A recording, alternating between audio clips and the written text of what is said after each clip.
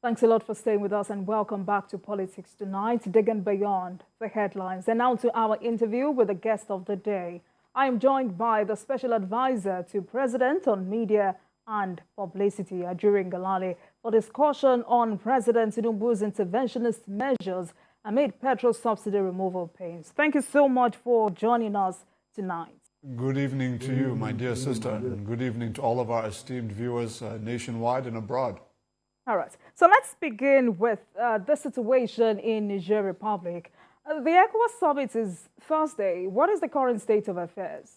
The current state of affairs simply would be at this point that His Excellency President Bola Ahmed Tinubu, President of the Federal Republic of Nigeria, yes, but also the chairman of ECOWAS, has been really at the forefront of what has been a consensus position of the ECOWAS member heads of state that the crisis in Niger Republic does require an immediate resolution. And of course, as you alluded to correctly, tomorrow there is an ECOWAS extraordinary summit. And it's worth noting that the response, I believe, in recent days from some public analysts and some segments of the media alluding to various innuendos concerning the actions of ECOWAS within Niger Republic, they certainly do need to be addressed.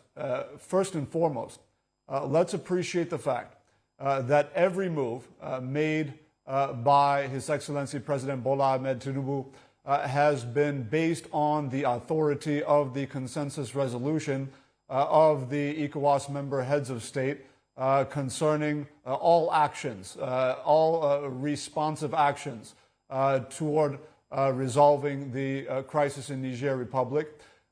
We have, fortunately, in recent days, drawn the attention of the domestic and international media to the reality that not only has this been a consensus position, but that every action that has been taken up until this point has been based on facts on the ground, realities on the ground, and not based on any ethnic or religious considerations. And we have certainly asked our media partners and friends to ensure that the scenario is reported responsibly to reflect not the sensational stuff, but the factual substance of what is going on in Niger, in the Niger Republic, and what the response of ECOWAS has been. Further to that point, it's worth mentioning that His Excellency President Bola Ahmed Tinubu has been at the forefront, of course, of the engagements between ECOWAS and the international community. But even as His Excellency Mr. President has shown an unprecedented scale and style of leadership in response to the Niger crisis, he has made it clear that our position as a nation and as a regional body of ECOWAS is the position of the region and not the position of any international group of countries or foreign country or foreign power that is working, that we would be working on behalf of. We do not hold anybody's brief in this situation. We are holding and developing an African position that is based on what African nations, particularly the nations of ECOWAS, believe is best for the peace, development, and prosperity of the region, and not what is in the interest of any international power. So this is what we want to make clear, and certainly we are very certain that tomorrow the outcomes of the ECOWAS Extraordinary Summit will reflect the position of ECOWAS and not the position of anybody else. All right, so for further clarity, it seems that global geopolitics runs deeply into all of this. Is Nigeria aligning with a particular side geopolitically between East and West? You see, the Nigerian presidency is To say it's powerful, to say that it is important, to say that it is prestigious is a gross understatement. I have always been of the conviction that those who do not understand the primacy and the power of the Nigerian presidency and the importance that seat carries in international affairs simply don't appreciate the value of what that seat represents. When you join that with the personal gravitas and networking capacity of President Bola Ahmed Tinubu, you know that it would be ridiculous and preposterous to suggest that the Nigerian president, especially this Nigerian president, President Bola Ahmed Tinubu, would be taking any position on behalf of any other nation. There is no nation on earth powerful enough to command the posture or the position or the statement of the Nigerian president. We would never agree to a scenario in which we would be second or third class citizens of somebody else's political grouping or political clique. His Excellency President Bola Ahmed Tinubu is not just the president of Nigeria, not just the chairman of ECOWAS. He is symbolically, certainly, as the leader of Africa's most populous nation, as the leader of Africa's largest economy, he is in pole position as the foremost leader on the African continent. And his focus is going to continue to be on being the effective leader he is in galvanizing consensus opinion on views across multiple sectors, including defense issues, economic issues, geopolitical issues, and other spheres where we can come to a common position within the African Union to form our own independent views and perspectives on global affairs.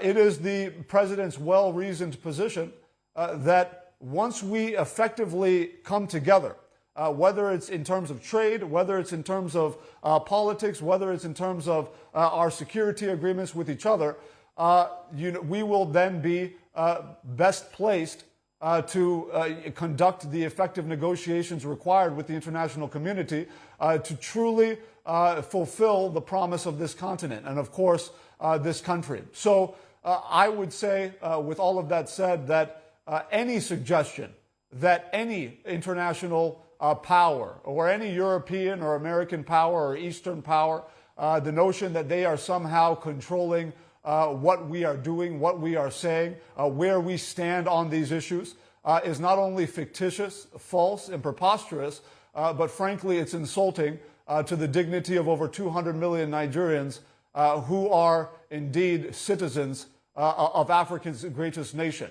So that is the position. We will continue to be at the forefront of shaping opinion in the region and on the continent, and that involves us being ahead of a political grouping rather than running to join somebody else's political grouping, particularly on issues as sensitive as the peace and prosperity of the African continent. And I can assure you that even our position on the Niger crisis, not just nationally but regionally, is in large part informed by the wisdom and by the talent and by the networking capability and leadership capacity of His Excellency President Bola Ahmed Tinubu. And I believe we've heard other African leaders attest to his effective leadership in this regard. All right. Thanks for that clarity. Now, let's get to the crux of our discussion for tonight. The negotiation with organized labor is still ongoing. What do you think is causing the delay in striking a deal with the workers' union? Well, I don't know that it's fair to characterize it as a delay. When you have an agreement between two parties, that there are certain modalities that need to be worked out, and you agree that on the basis of a certain window of time, that following that window, you would come together and work out the finer details. I wouldn't call that a delay. I would rather call that the implementation of a process. So we are in process. And we are quite pleased that the negotiations with organized labor has led to a situation in which we do not have the kinds of street protests that Nigerians for decades now have become accustomed to. We have relative calm. Nigerians are able to go about their business. They're able to access, a free supply of things like fuel and other necessities in a time when, in previous years past, such things would have been difficult to get at a time when the government had been negotiating with labor. So we're not yet at the finish line, but we're certainly not at the starting line. We are in progress, and I believe that very soon there will be a conclusion that Nigerians will be happy with. So the nationwide clamor for subsidy politics is still on. How is the government working on implementation of its planned policies for this? There is likely nothing more at the forefront. I know the Niger crisis has, of course, been a major distraction and a headache for leaders in the region. But domestically, there has been nothing more at the forefront of President Bola Ahmed Tinubu's thinking than the welfare of Nigerians and of the challenges that he is so acutely aware that they are facing. He fully understands and appreciates when he wakes up in the morning that Nigerians are battling with increasing food prices, that Nigerians are facing increased energy and fuel prices, that Nigerians are facing stagnating wages and a devaluing currency as a result of the very important economic reforms we're putting in place around the unification of the foreign exchange rates. There has been a consensus really amongst all sides of the political divide and even amongst most elements of the organized labor in the country, that the withdrawal of subsidy was no doubt the right thing to do. And doing it when we did it was the right timing, given the fact of how we were financing it before then and the fact that the previously gross mismanagement of the Central Bank of Nigeria in recent years had led to a situation in which that struggle to maintain the subsidy was made even more precarious and burdensome.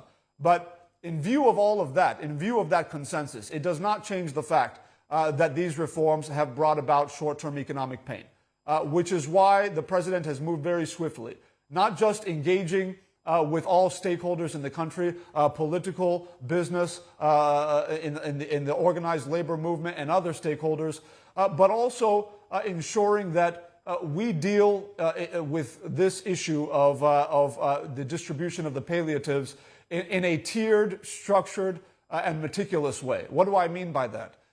In previous years, over the course of the last few decades, when federal administrations seek to implement palliative distribution programs or some form of economic relief programs, there's this tendency to come up with a brilliant idea at the center in Abuja, and then because it is not effectively structured to align in a handshake with the subnational governments, the states and the local governments, you find that in implementation, that good idea essentially goes to die. And so what Mr. President understands, as a longtime subnational leader, as an 8-year governor of Lagos State, he understands where the shoe pinches the foot of Nigerians. He understands where implementation can go awry. And so as a result of that, what he has done is he said, look, from the very beginning of this program, we are going to ensure that we take it from the bottom up rather than top to bottom. So he has actively courted all state governors, irrespective of political affiliation or any other difference, and said, look, the time for politics is over. The time for governance is now. All of us must now unite to confront the challenges facing our people. In practical terms, what this will mean is that if you look at the issue of energy, let's start with the palliative around the reduction in fuel prices over time, is the CNG push that is being accelerated by His Excellency President Bola Ahmed Tinubu. What he has done is he has arranged for a working group between the state governments and the federal administration to ensure that we step in with certain reliefs that would bring down the costs of accessing CNG fuel as an alternative to PMS. In specific terms, CNG on average, depending on market conditions, can range anywhere from 175 naira per liter to about 250 naira per liter at any given point in time. This is running against PMS, which is running at an average between 617 naira per liter to up to 700 naira per liter in some parts of the country. Now, you know that with that savings, Nigerians would naturally want to key into the CNG revolution. But the president wants to ensure that we deal with both sides of the coin. That's the supply side issue and the demand side issue. On the one hand, we have this great supply of natural gas, where we have massive domestic gas that we are not effectively utilizing, hence flaring that's destroying the environment and also wasting money. The president's saying we must monetize every bit of our gas resource that's in the ground when we pull it out. And so he's identified CNG as a major means of doing so. So how this is going to work, in effect, is that the CNG is going to be distributed to filling stations. The president has been able to, through the NNPCL, strike a deal with an indigenous company known as NIPCO. Effectively, we are going to be rolling out 56 new CNG filling stations across all states of the Federation over the course of the next 18 months. In phase one, which runs over the course of the next 6 to 7 months, we'll be rolling out the first 21 stations that is going to be backed by a federal government-backed financing guarantee for NIPCO to be able to access the funding they need to make this happen. And then in phase two, running from approximately May 2024 to May 2025, essentially the midterm of Mr. President, we're going to be rolling out an additional 35 CNG filling stations. The reason why this is important, and that's just one company, NIPCO. We have pending agreements with several other stakeholders in the sector who are interested now in establishing CNG retail filling stations, in addition to co-locating new CNG fill-up points at existing NNPCL retail filling stations, which obviously boasts of the largest network of retail filling stations across all states of the Federation across the country. So you first establish the supply, right? Ensuring that Nigerians can be able to access the CNG anywhere they live in the country. The next element of this is making sure that you deal with demand. Once you have all these filling stations and Nigerians want to get the cheaper CNG as against the more expensive PMS, the issue now is about how do you make available the CNG compliant vehicles, which is why Mr. President, in his wisdom, has been able to lay out a very clear plan of financing between the NNPCL and other partners to ensure that we accelerate not just the import, but also the local manufacturing of CNG conversion kits with a financing package that will allow Nigerians of all income levels. We're talking civil servants, we're talking the woman who works in a market selling textiles and all of that in the informal, rural, and urban economies, that they will now be able to say, look, I make 100,000 naira a month, I make 50,000 naira a month. Based on your income, we will now be able to deduce from that income that you've proven that you earn a monthly increment that you will now be able to pay over a very long period of time for a CNG conversion kit, so that your PMS-dependent vehicle today, whether it's keke napep, whether it's motorcycle, whether it's saloon car, truck, van, or commercial vehicle, that we can convert that for you to CNG so that you can benefit from the massive cost savings of the CNG conversion. So we provide those kits on a financing arrangement that all Nigerians will be able to afford, so that they can now, so that we can deal with the demand side by making sure that we have the market for that CNG supply to be off-taken by Nigerians who now have CNG compliant keke napeps, motorcycles, vehicles of all different types. This is no strange movement, by the way. In India right now, you have a law on ground today in India that renders mandatory the use of CNG on all commercial vehicles. By commercial vehicles, I mean vehicles that are used to either transport economic goods or transport human beings who are paying to be transported. So if you have all commercial vehicles mandated to use CNG, which is better for the environment and it's cheaper for the consumer, it really becomes a no-brainer. So there are many models that we can follow as we quickly accelerate the implementation under the leadership of His Excellency President Bola Ahmed Tinubu. There are more details, but I'm sure at some point you will need to take a commercial break.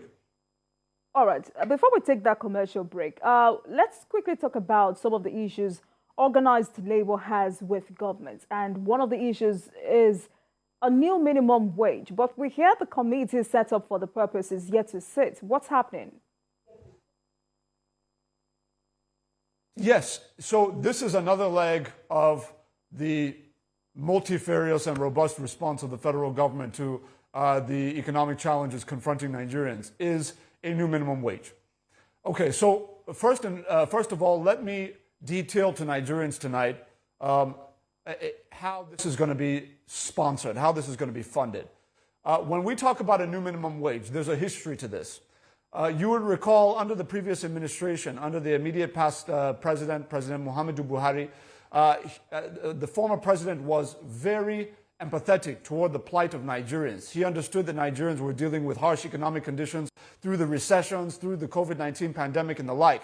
And he was very adamant about how we were going to ensure as a government that people would have access to a higher minimum wage to deal with the economic challenges they were confronting. But at that time, and there's a reason why I'm raising the history, at that time, you would recall that the state governors and the state governments were essentially rebelling. They were saying, Mr. President, you want to stuff a new minimum wage of 30,000 naira a month down our throats when already we're battling to pay existing wages and existing pensions and other entitlements. So there was problem, which is why you had the selective, this kind of selective approach where some states were paying it, some states were not paying it.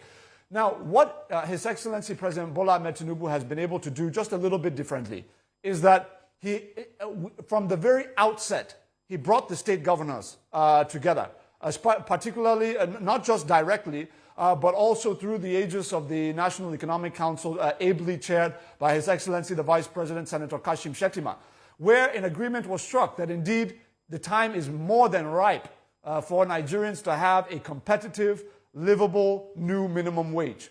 It was on the basis of that general basic understanding that now the conversations with the organized labor movement in the country and the state governments began to intensify.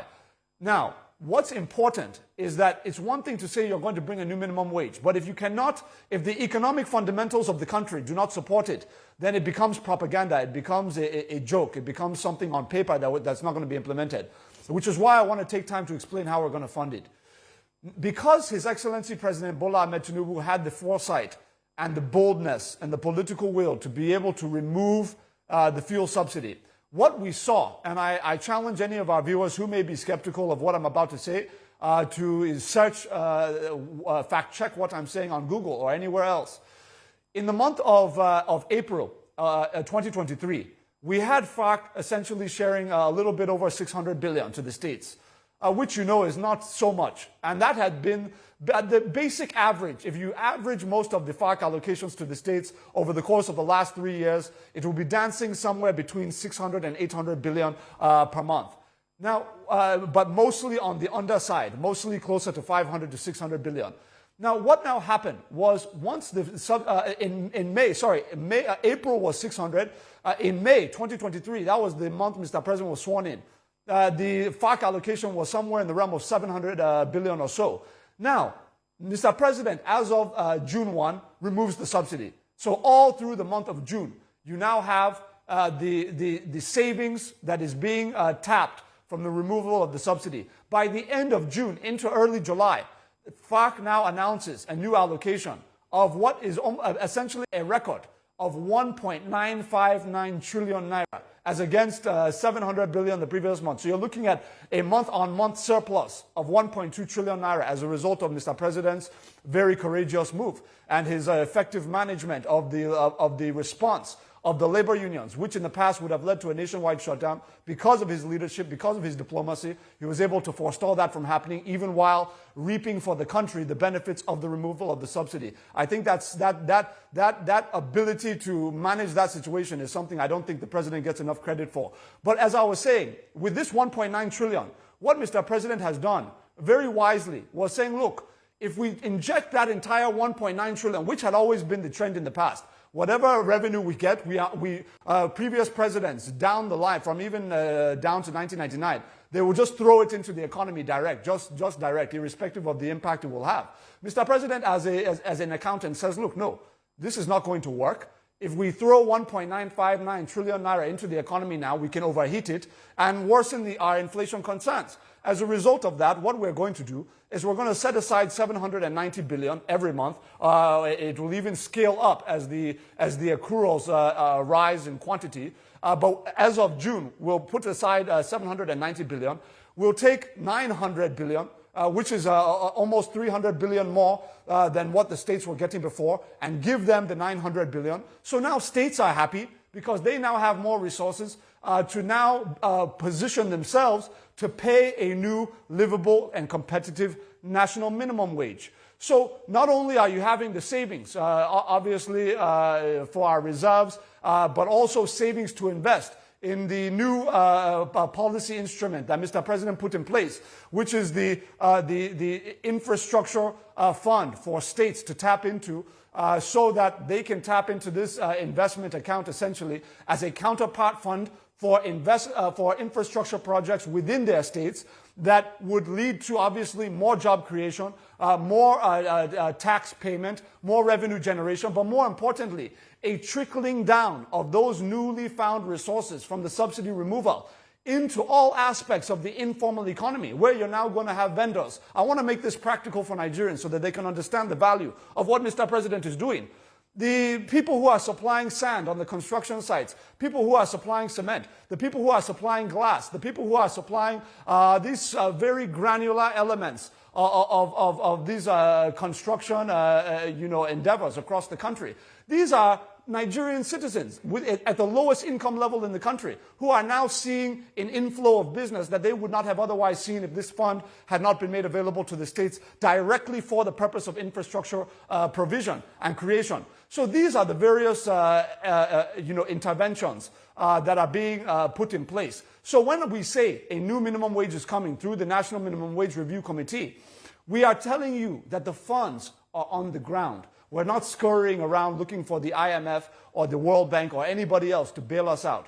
We are now in a position with an economic expert as president of the country, effectively stewarding and managing prudently the resources of the country to ensure that all the various priorities we have across economic sectors are being catered to in a responsible way, but also in a way that would ensure that we do not worsen our inflation concerns and our interest rate concerns. And this is something that I think when we eventually bounce through this difficult time, Nigerians will be able to look back on the steps Mr. President took and appreciate the wisdom with which he has been able to implement his economic reforms in the country.